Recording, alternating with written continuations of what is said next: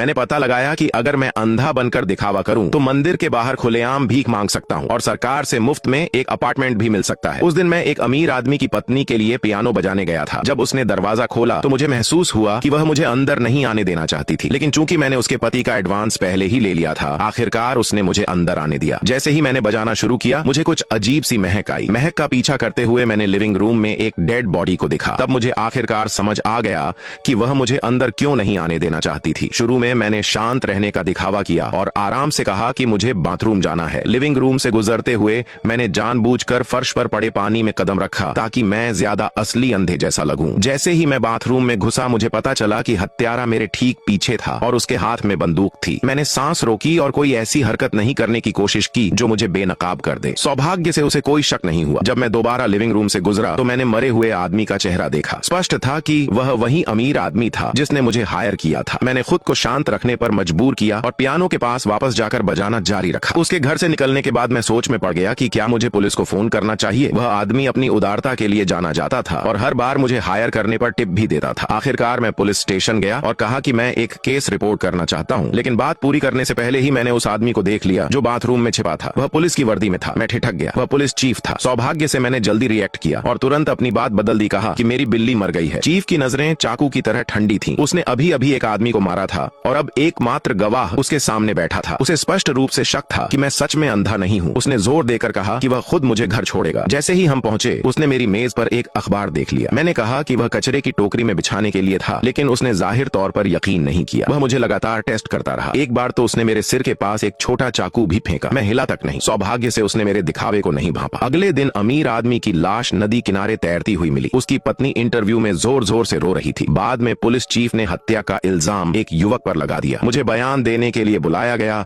और मुझे उनकी पूरी रिपोर्ट गढ़ते हुए सुननी पड़ी। मेरी हथेलियां पसीने से तर थीं। मैं उठकर सच बताना चाहता था, लेकिन वह सिर्फ एक कल्पना थी। मुझे पता था कि अगर मैंने बोल दिया तो मैं भी उस अमीर आदमी की तरह मर जाऊंगा। मैंने सोचा कि सब कुछ खत्म हो गया, लेकिन फिर एक ट्विस्ट आया। अंतिम संस्कार में उस आदमी की पत्नी मौत से पहले की घटनाओं के बारे में लगातार बात कर रही थी, यह नहीं जानते हुए कि हत्या के दौरान वह और चीफ एक व्यक्ति को भूल गए थे, पड़ोस की बूढ़ी औरत। अंतिम संस्कार के बाद वह बूढ़ी औरत पुलिस के पास गई और कहा कि अमीर आदमी की पत्नी झूठ बोल रही है। जब पत्नी को पता चला तो वह बूढ़ी औरत के घर गई और दरवाजा खटखटाया। उस वक्त मैं संयोग से अमीर आदमी की बेटी का प्राइवेट टीचर बनकर हायर किया गया था। जब एलिवेटर के दरवाजे खुले तो मैंने अपनी आंखों से देखा कि अमीर आदमी की पत्नी बूढ़ी औरत को सीढ़ियों से धक्का दे रही थी। मेरे पैर कांपने लगे। मैं लगभग गिर ही पड़ा। मैंने खुद को शांत रहने पर मजबूर किया और दिखावा किया कि मैंने कुछ नहीं देखा। मुझे नहीं पता कि बूढ़ी औरत को इसलिए मारा गया क्योंकि उसने सबूत दिए थे, लेकिन मुझे लगता है कि वह औरत पागल हो गई थी। वह हर उस व्यक्ति को खत्म करना चाहती थी जो सच जानता था। मैं भागना चाहता था,